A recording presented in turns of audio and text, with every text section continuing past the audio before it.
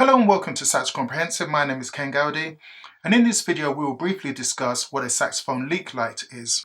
Sometimes a beginner will start playing a saxophone and notice that the low notes or high notes are not coming out, or that the notes sound different, and they are left with a dilemma of deciding whether the saxophone is faulty or whether the problem is with them, something they are not doing right.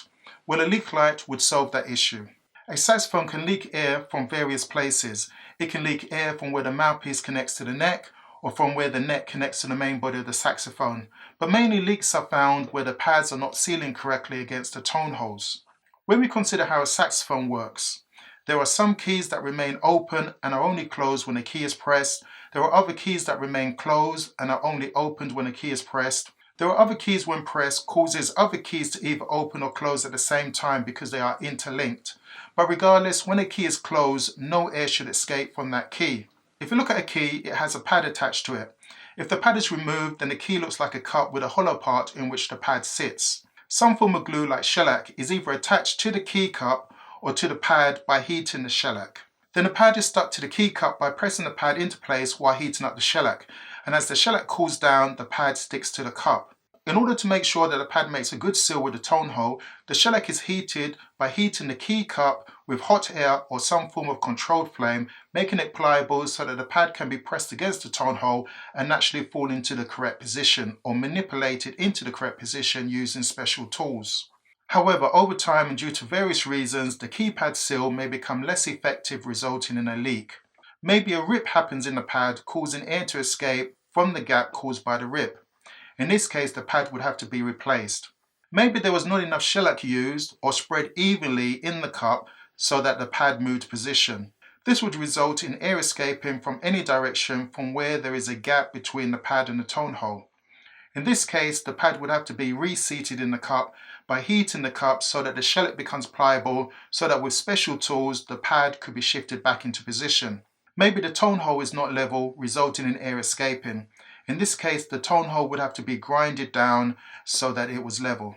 Some keys are interlinked as stated before, so that when a certain key is pressed, other keys open or close. If the keys are not correctly aligned, then when a certain key closes, the other interlinked keys may not close fully. In this case, the adjustment screws would have to be adjusted. Maybe corks or felts have shifted or fallen off, causing keys to not close properly. Maybe the saxophone body is bent due to a knock or being carried around in its case. The point being is that there are so many reasons why a pad is not sealing, and that is why it's best to get a technician with experience to look over your saxophone. The way we identify where these leaks are is by putting a light source in the saxophone and looking for light between the pad and the tone hole when the key is closed with the lightest pressure. There are many leak lights on the market. Some are flexible strips of plastic containing LEDs on both sides of the strip. If the flexible leak light is long, then it would be ideal for going around the bends in a baritone saxophone or being fed in and out of tone holes. Some leak lights are encased in plastic tubing so that they are not flexible and therefore easier to insert in the top or bell of the saxophone. There are also fluorescent leak lights which give a bright, even light source along the length of the bulb. These would be encased in plastic tubing in case the bulb were to break. Most leak lights would work by USB connection or by an adapter to plug into a wall socket.